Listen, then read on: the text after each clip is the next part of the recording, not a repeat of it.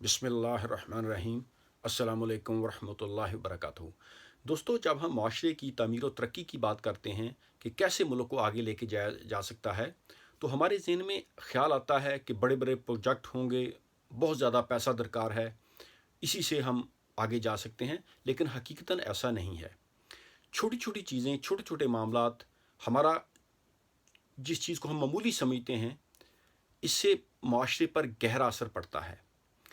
अल्लाह के आखिरी रसूल ख़ातमुन नबीयीन हज़रत मोहम्मद मुस्तफ़ा सल्लल्लाहु अलैहि वसल्लम ने जब रियासत मदीना कायम की, तो आप सरकार दो आलम सल्लल्लाहु अलैहि वसल्लम ने सहाबा इकराम रिज़वानुल्लाह मजमईन की एक ऐसी जमात तैयार की जिनमें अदल व इंसाफ था, जो कि सच्चाई पर मबनी लोग थे, सच बोलते थे, दयानतदार थे, अमानतदार थे।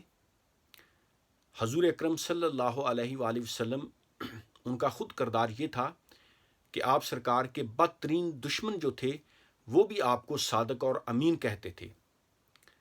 वो भी अपनी अमानतें हमारे प्यारे नबी हज़रत मोहम्मद मुस्तफ़ा सल्लल्लाहु अलैहि वसल्लम के पास ला कर रखते थे। तो आपने सरकार दो आलम ने सहाबा इकराम की ऐसी तरबियत की कि वो आपस में भाई भाई बन गए। वो सच बोलते थे, दयानतदार थे, अमानतदार थे, अदल व इंसाफ पर मबनी, उनका हर काम जो था वो अदल व इंसाफ पर मबनी था। तो आप सरकार दो आलम सल्लल्लाहु अलैहि वसल्लम ने सहाबा इकराम की तरबियत की। एक ऐसी रियासत मदीना जब कायम हुई तो उसमें अदल व इंसाफ था। अब हम कंपेयर करें हमारी सोसाइटी से। हमारे मुल्क में मस्जिदें भी हैं, मदारस भी हैं, हम नमाज भी पढ़ते हैं, रोज़े भी रखते हैं, हज ज़कात भी करते हैं, सारा कुछ। लेकिन उसके बावजूद हमें वो इस्लाम की रूह नहीं आई। यानी हमारे जब जब हम सोसाइटी को देखते हैं तो बदकिस्मती से हमें बददयानती बहुत ज़्यादा है, अमानत का हम पास नहीं रखते। हमारे बाज़ारों में देखें मिलावट है, आम तौर पर कारोबार में झूठ फरेब भी होता है और लोग एक दूसरे को धोखा भी देते हैं, जिससे हमारा माशरा तकरीबन तबाह हो चुका है। नाम के तो हम मुसलमान हैं, बज़ाहिर हमारे चंद अमाल भी मुसलमानों जैसे हैं, लेकिन जो हकीकतन मुसलमान होना चाहिए वो हम में नहीं है। और हम इन्हीं हालात से, इन्हीं चीज़ों से हम सोच रहे हैं कि हम तरक्की कर जाएंगे और वापस हम अपना मुकाम हासिल कर लेंगे। हालांकि ऐसा नामुमकिन है, क्योंकि कोई कौम जिन नज़रियात से ज़वाल पजीर होती है, उन्हीं नज़रियात से वो कौम तरक्की नहीं कर सकती। हज़ूर अकरम सल्लल्लाहु अलैहि वसल्लम ने अपने दौर में जब रियासत मदीना कायम की, तो ये रियासत अदल व इंसाफ पर कायम थी। ऐसी रियासत जिसमें मुसलमानों के साथ साथ जो गैर मुस्लिम अक़लियतें थीं, उनको भी इंसाफ मिलता था, उनके साथ भी जुल्म नहीं होता था, उनके साथ भी अच्छा सलूक किया जाता था और उनको भी अपने साथ मिलाकर चलाया जाता था। और वो लोग हैरान थे। कुछ लोग कहते हैं जी कि इस्लाम तलवार के ज़रिए फैला है। इसमें कोई शक नहीं कि इलाके तलवारों से ही फ़तह होते हैं, लेकिन दिल जो हैं ये इखलाक से फ़तह होते हैं। आप तलवारों से इलाके तो फ़तह कर सकते हैं, लेकिन दिलों पर हुक्मरानी करने के लिए आपका बाकिरदार, बाइखलाक होना बहुत ज़रूरी है। सहाबा इकराम रिज़वानुल्लाह मजमईन ने जब कैसर व किस्रा की हुकूमतों को ख़त्म किया, तो वहाँ पर अदल व इंसाफ का निज़ाम कायम किया और लोग आपके रवैया देखकर, आपके किरदार देखकर, सहाबा इकराम का जो आपस में मामला थे उनको देखकर जोक दर जोक मुसलमान होते गए।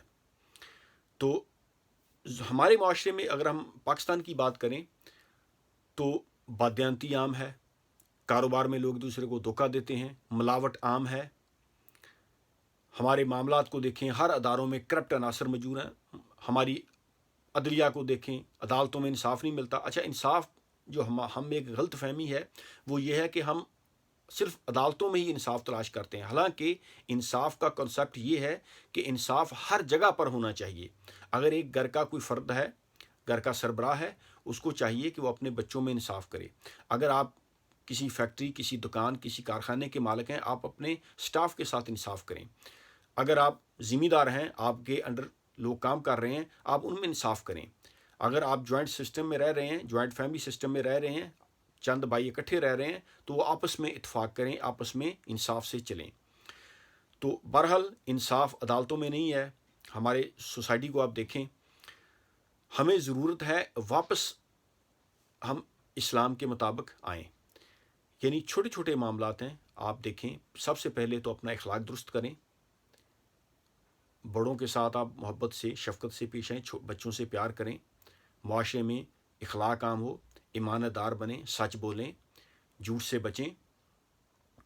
اور اب یقین جانیے یہ جو چھوٹی چھوٹی چیزیں ہیں نا، اس سے معاشرے میں گہرا اثر پڑے گا اور اسی سے ہی قوم بنتی ہے۔ کوئی بھی ریاست انصاف کے بغیر قائم نہیں رہ سکتی۔